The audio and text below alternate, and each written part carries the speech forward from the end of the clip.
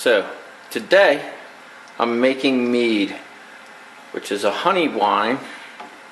This is 1 quart of honey and about 1 quart of water at this point in time. I'm going to add a little bit more to it. And in keeping with my alphabetical order, I'm going to put dates into the jar.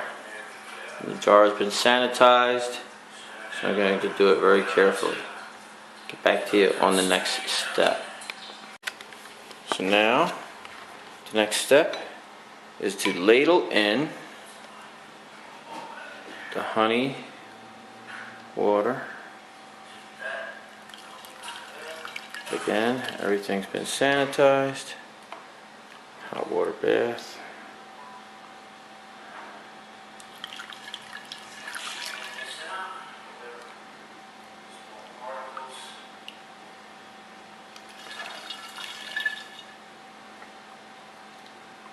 And we'll just do this until we have it as full as this will give us, and then we'll top it off with whatever space that we have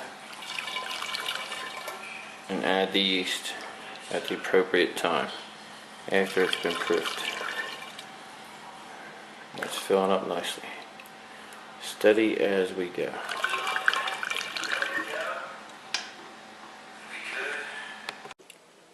Okay, everybody, I'm back. I've got my mead. I'm about to put my yeast in it.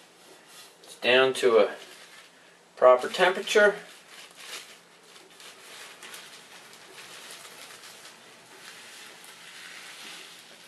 And then we're going to just carefully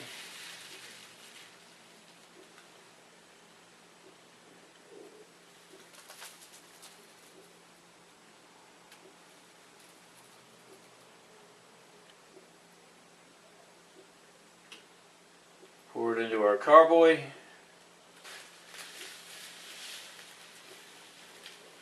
Just a touch more.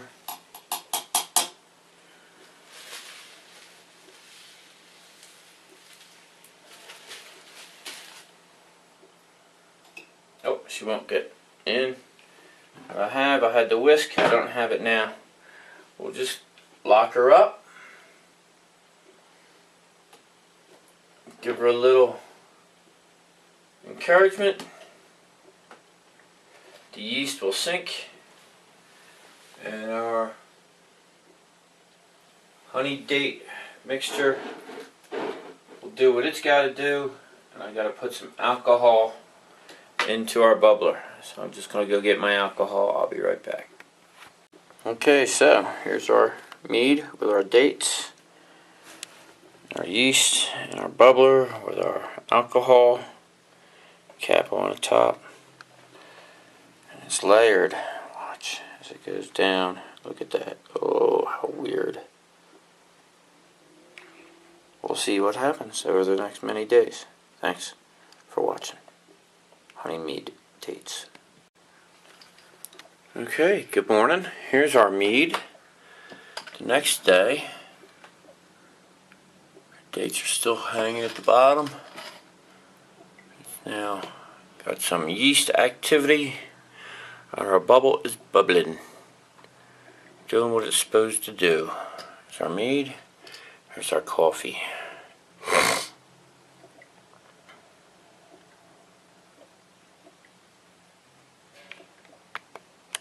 Hi, so this is the second day of my mead. I'm mixing it around, basically breaking the cap and just keeping everything activated to the best of my ability. Get that in there like a good wand. Put our bubbler back on.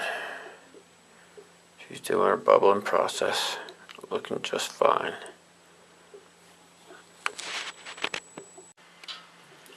So, today is day 3 of having racked our coffee.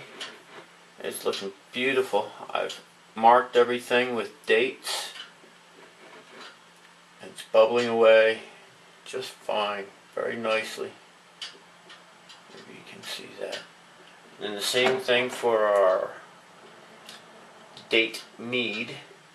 The dates are floating beautifully in this liquid with the lovely fermentation going on. You can see the bubbles from the yeast all around the dates that are floating in this wonderful concoction. It'll be interesting to find out what mead tastes like. I've never had it before.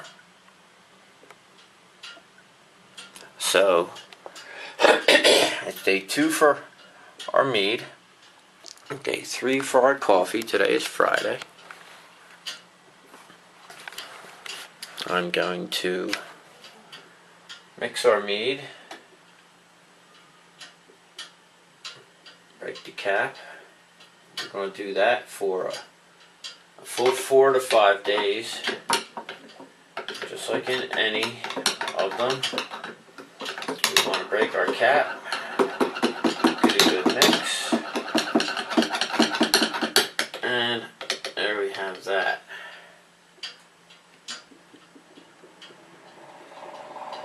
That is very well activated now. And I'll be cleaning and sanitizing that wand and looking for another one more appropriate. Thank you, and we'll keep the updates coming. Hi, good morning. It's Saturday. I'm going to start combining our videos. I've got the date mead on its 4th day. Just looking lovely, bubbling along. And I have our coffee on its 5th day. Bubbling slower, but still fermenting. Let's see if we can see. Yes, indeed, our bubbles are coming up nicely. Same on our mead. Our bubbles are forming nicely, very aggressively. The coffee is slowing down, but still a steady progression. So now I'm going to pop the top and mix her around.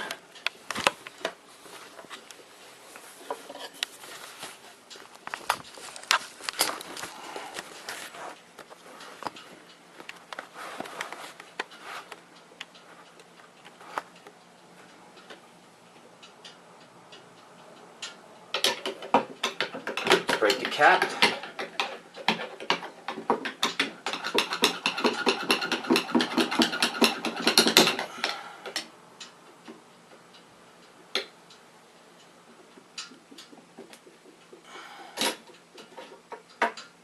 Keep that going.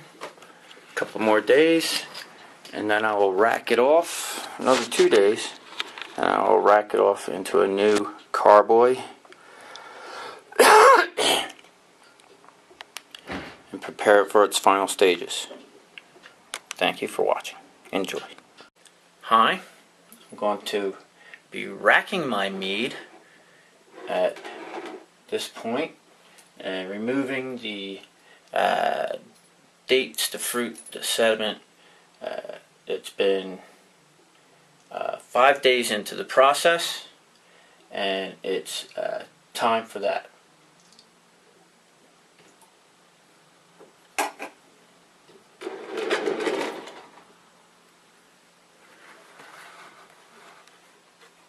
I've got all my tools clean and ready to go. My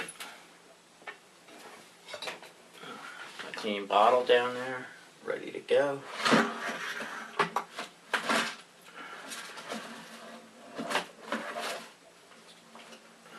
Got our siphon pump right in there. Gonna feed our hose through the handle,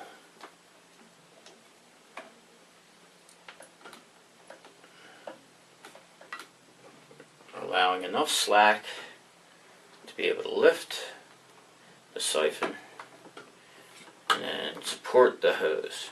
It's going to go into my makeshift huge funnel.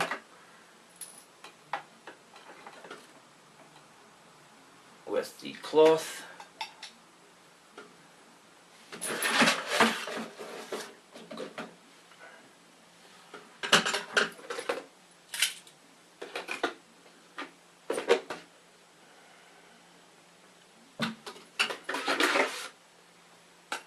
And a funnel with a jug to support the volume. And then, like I said, the cloth, which has been freshly cleaned, sanitized. Be right back. Okay, hi, so this is my mead, and we've got that siphon in there. This is with the, this is actually Erik's mead, the other Erik Anderson.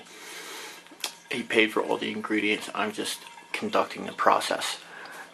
Oh! So I've got my mead, and it's siphoning into a filtration system, filter, funnel, bottle. It's actually a milk jug in a funnel, just to be sure that I can capture enough volume of water until I can get a larger actual real funnel, create something a little more stable. But this is it. It's progressing nicely, pretty quickly, yes indeed. I don't see any excessive amount of bubbles forming in the line. Seems pretty appropriate. Leave behind so much gunk. That's what we want, and it'll be a finer product. Thank you. Get back to you. I'm going to fill a hydrometer and look into that. See what we get. Okay, so we've got we're fully drained. Racked our Mead, our date Mead, into a new carboy. This is what we got, and this is what we got from our leavings, our mash. So I'm going to strain that separately and provide that as a first taste and interesting who knows what. So next what I'll do is I'm going to put some distilled water into the top of that and cap it off.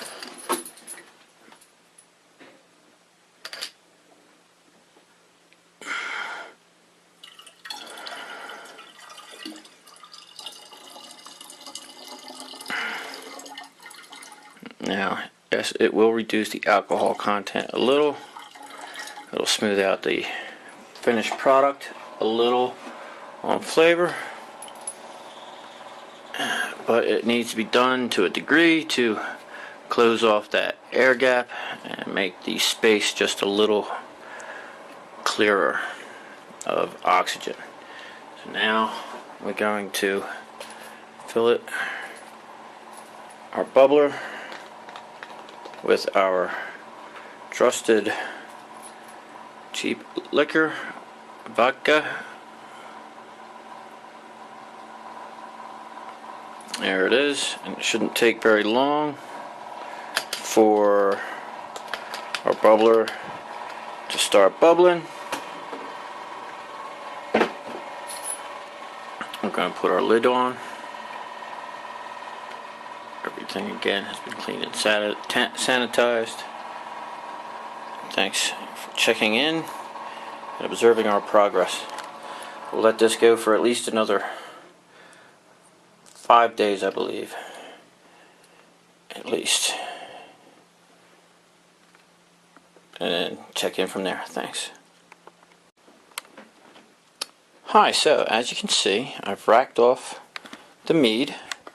I've emptied the squeezins, and that's the extent of it in that little jar there. And then I have what's in the hydrometer, which is reading at about 7% alcohol, 15, and it's at the low end of the scale that tells us that it's beer. Below that would be table wine.